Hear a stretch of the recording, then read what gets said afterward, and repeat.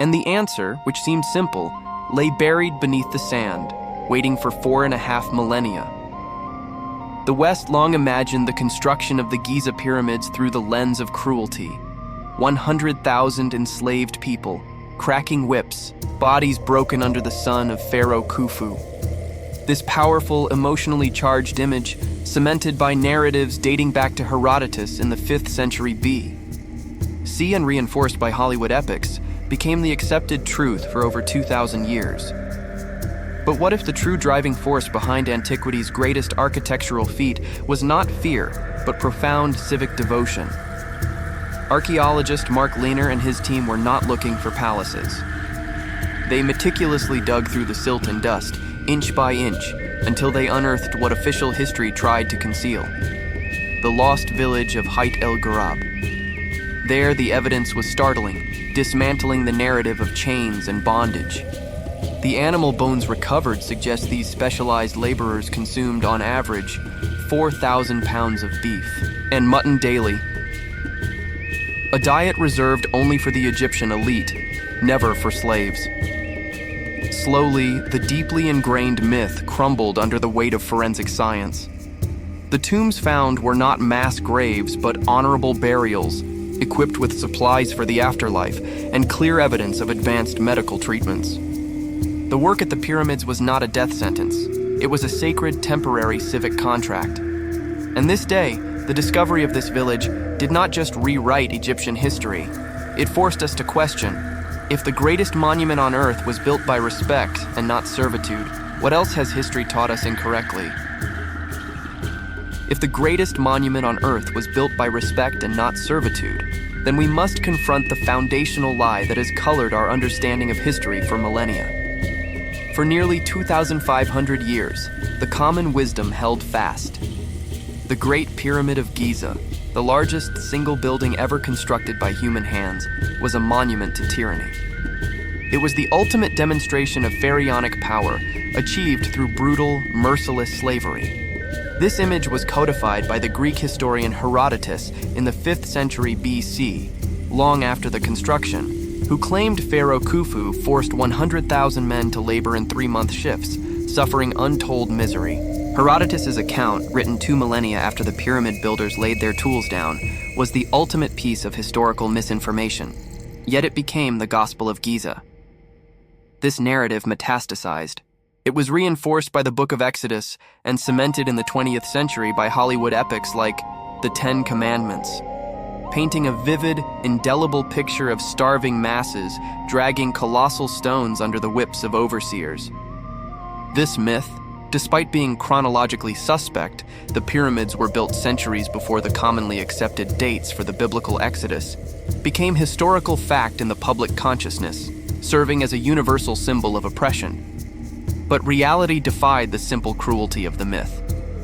Khufu's project, rising around 2560 BC during the 4th dynasty, was not just architecture, it was a logistical miracle.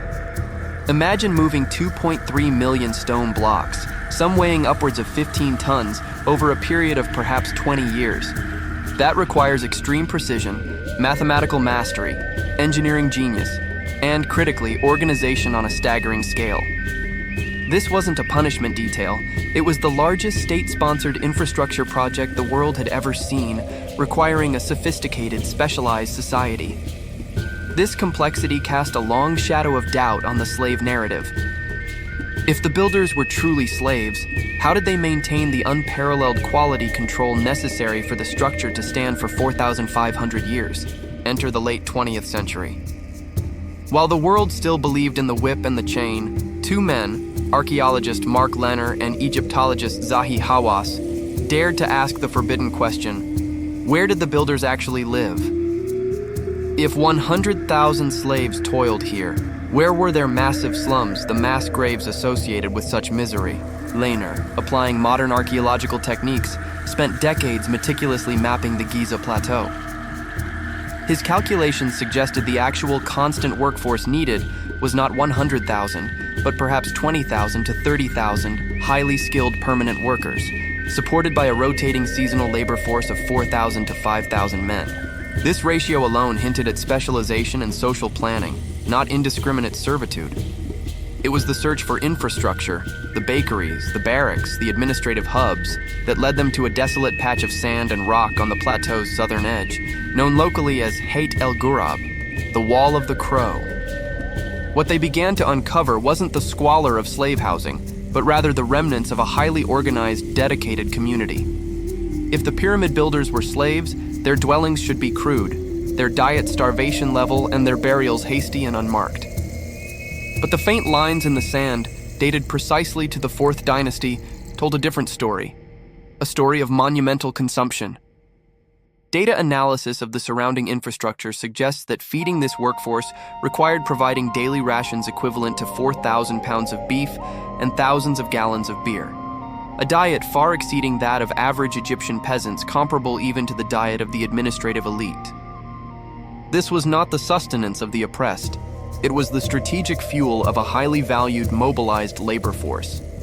The academic debate had raged for years, constrained by text and conjecture.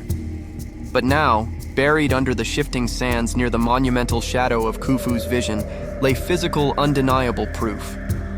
The ground beneath Heit el-Ghurab held the ultimate key, waiting for the archaeologist's trowel to expose the true status of the people who shaped history.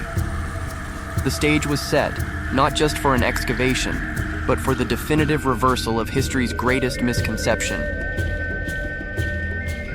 The quiet patience required by the sands of Giza masked a gathering intellectual storm, a storm brewed over 2 millennia of historical misinterpretation. For centuries, the narrative was fixed in the global consciousness. Millions of broken backs under the brutal Egyptian sun, fueled by the popular imagination inherited largely from Herodotus, the Greek historian who 2 millennia after Khufu first suggested the idea of 100,000 enslaved men working in 3-month shifts. This cinematic depiction, reinforced heavily by Hollywood and Judeo-Christian narratives focused on the later enslavement of the Hebrews, created an iron cage of misunderstanding around one of humanity's greatest architectural feats. But history, unlike mythology, yields to evidence. In the late 1980s, driven by cartography and the nagging question of infrastructure, Dr. Mark Lehner and Dr. Zahi Hawass began meticulously examining the seemingly empty area just southeast of the Great Pyramid. If the pyramids were built by a massive workforce, that workforce must have been fed, housed, and organized. They were looking for the service economy of the 4th dynasty, c. 2575-2465 BC, an economy necessary to mobilize resources for the construction of over 5.7 million tons of limestone and granite. What they unearthed wasn't just a haphazard camp. It was a highly organized metropolis, Heit el-Ghurab, or the lost city of the pyramid builders. The city plan spoke volumes about centralized power, massive regimented barracks, estimated to have housed perhaps 20,000 seasonal workers, were discovered alongside enormous storage silos and industrial baking facilities. Archaeological analysis of the ovens showed these facilities could process enough grain daily, tens of thousands of loaves, to sustain this colossal centralized workforce. This level of bureaucratic organization suggested state control and logistical genius, not chaotic ad hoc forced labor, but organization alone does not negate forced labor. For the myth to truly crumble, the evidence had to be personal, human, and undeniable. The pivotal breakthrough occurred in 1990, the discovery of the workers' cemetery, a high bluff where the deceased were laid to rest with honor, overlooking the very structures they helped erect. This was the moment of truth. Slavery, by definition throughout history, strips individuals of dignity, sustenance, and memory. Yet here were tombs, ranging from simple mud brick mastabas to highly sophisticated burials, marked not only with the deceased's name, but sometimes even a title, titles indicating skilled foremen, master masons, and specialized artisans, not anonymous chattel. Lehner's team meticulously documented over 600 graves. The sheer care involved in these interments was astonishing. The bodies were often laid out in fetal positions, facing west, the land of the dead, a clear sign of cultural respect and religious observance afforded to community members. But the true bombshell lay in forensic pathology and dietary analysis. Statistical analysis of the vast amounts of food waste, specifically the butchering remnants found in the city, confirmed the workforce was consuming colossal quantities of high-quality protein, an estimated average of 4,000 pounds of beef and 4,000 pounds of fish daily. This was not the meager ration of forced laborers subsisting on chickpeas and stale bread. This was the highly caloric diet of an elite workforce, possibly consuming more red meat than the contemporary Egyptian elite, suggesting they were the state's most valuable resource. But the nail in the coffin of the slavery myth lay within the bones themselves. Osteological examination revealed evidence of healed fractures, often complex ones, broken femurs, severed limbs, and even crushed vertebrae. Crucially, these injuries required extensive immobilization and professional care for weeks or months. One skull in particular presented clear signs of advanced, successful surgical intervention, a trephination, where the skull had been carefully opened and allowed to heal, an operation that required advanced knowledge and intense post-operative nursing. Why would a slave owner invest months of resources, food, and specialized medical attention into a disposable laborer? They wouldn't. Slaves are replaced. Valued professionals are rehabilitated. The evidence created an unbridgeable chasm between the Giza builders and historical examples of mass forced labor, such as the Roman mine slaves who were simply left to die after injury. Here, injury meant convalescence, supported by a state health system. This evidence forced the painful realization: the pyramid builders were not pharaonic victims. They were citizens, likely farmers and laborers mobilized during the annual Nile flood season, transforming the temporary cessation of agriculture into a colossal civic project. It was a mobilization of national pride and religious duty, a social contract fulfilled. The discovery confirmed that the greatest architectural feat of the ancient world was not built on misery and chains, but on meticulous planning, high-level organization, a functioning health system, and the deepest sense of national honor the world had ever known. The era of the shackled slave narrative was over. The stage was set for the painful, yet necessary rewriting of history textbooks across the globe, forcing the world to acknowledge the complex brilliance of the ancient Egyptian state. The complexity required for such a feat was not just in the stone, but in the social logistics that moved it. Suddenly, the denial of the slavery myth forced historians to view the pyramids through the lens of an unprecedented national social engineering project comparable, in terms of civil mobilization and national pride, to the building of the Panama Canal or the Apollo program, allowing for the temporal gap. The findings of Lehner and Hawass revealed the sheer scale of the state's commitment to this workforce, estimated at between 20,000 and 30,000 laborers.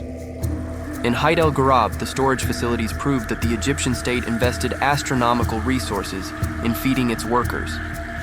This was not the meager ration of the captive. It was the diet of valuable professionals.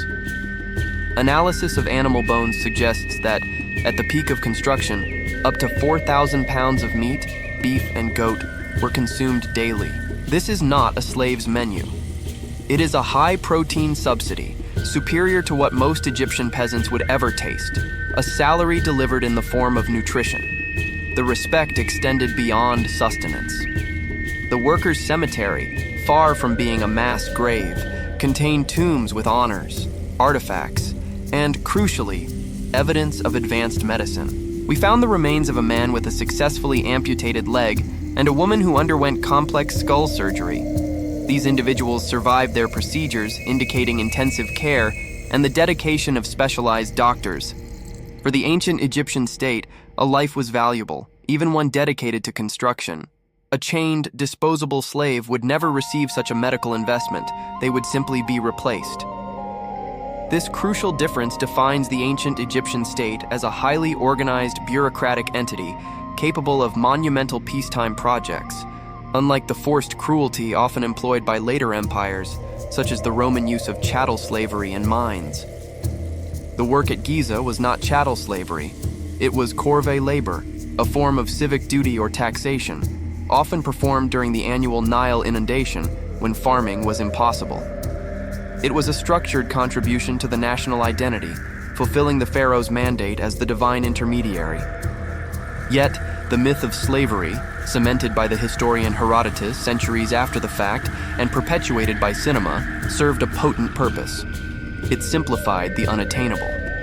It is easier for us to accept that cruelty built greatness than to admit the astonishing capacity for organization, logistics, and national commitment of an ancient civilization. When Hollywood presented the image of Moses facing Ramses, the dramatic power lay in the contrast between the oppressed and the tyrant. The reality of sophisticated, organized labor, well paid in sustenance, is less visually compelling, but infinitely more historically significant. But the artifacts refuse to lie. The moment Mark Lehner unearthed the truth, he taught us the deepest lesson about history. The chains of slavery are easy to visualize, but the complex tapestry of civic honor and national identity is much harder to grasp. The Giza Plateau represents the dawn of a complex state, driven by ideology and competence, not just the lash. The pyramids are not monuments to the whip, but to the unparalleled power of logistics, faith, and human cooperation on a monumental scale. The legacy of the Giza workers is not etched in stone, but in the quiet dignity of their tombs, which finally afforded them the recognition that history had stolen from them for 45 centuries. And now, the challenge remains, to ensure that the compelling, yet false image of the enslaved worker is finally buried, replaced forever by the proud face of the architect of the divine monument. What Lehner and Hawass unearthed at Heit el-Ghurab were not merely bricks and bones. They were the very dignity of Khufu's builders, stripped away by millennia of rumor. The myth, immortalized by the Greek historian Herodotus and reinforced by 2,000 years of Hollywood iconography, depicted chained slaves under the lash. The reality revealed in the skeletal remains in communal tombs was drastically different. Nutritional analysis confirmed these workers were fed like elite athletes, consuming high-quality meat, primarily beef and goat, alongside fresh fish. Historical estimates suggest that, to sustain the rotating crew of 20,000 to 30,000 laborers, the logistics required slaughtering up to 4,000 pounds of meat daily, a level of organization and expense inconsistent with chattel slavery. More significantly, their placement in revered tombs right beside the structures they built, containing basic funerary goods, and clear signs of medical care for severe injuries, signified status, not servitude. This is the ultimate conclusion, the day the archaeologists destroyed the myth of slavery at the pyramids. What seemed like forced labor was, in fact, a monumental national undertaking. These laborers, the sekta, skilled manpower, were citizens contributing to the eternity of their nation, a profound civic honor comparable to compulsory national service in some ancient or modern cultures. The moral lesson that emerges from the sands is undeniable. History is a fragile construct, and one single well-documented discovery can overturn 1,000 years of popular narrative, restoring truth and, by extension, lost humanity. This was merely one of the days that shaped our world.